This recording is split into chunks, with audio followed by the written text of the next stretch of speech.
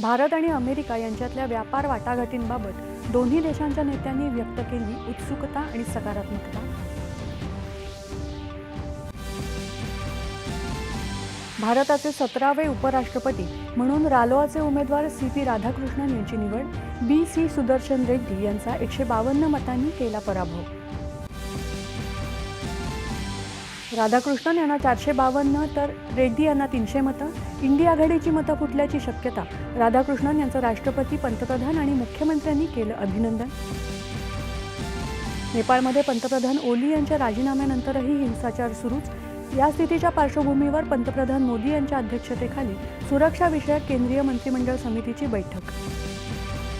पंतप्रधान नरेंद्र मोदी यांनी केली पंजाब आणि हिमाचल प्रदेशच्या पूरग्रस्त भागाची पाहणी। पंजाबसाठी 1600 कोटी तर हिमाचलसाठी 1500 कोटी रुपयांची मदत जाहीर। कतारची राजधानी दोहावर इस्रायलचा मोठा हल्ला, हमासच्या नेत्यांना केलं लक्ष्य।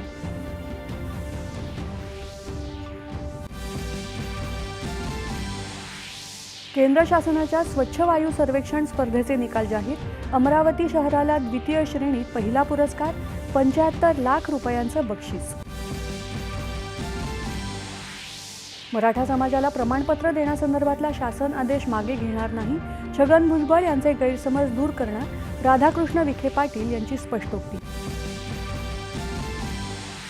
कामगार संघटनांच्या सूचना आणि मागण्यांचा विचार करूनच नवं कामगार धोरण तयार केलं जाईल, कामगार मंत्री आकाश फुंडकर यांचं आश्वासन। आणि आशिया चषक क्रिकेट स्पर्धेत आज भारताचा सलामीचा सामना यजमान संयुक्त अरब अमिरातीसोबत।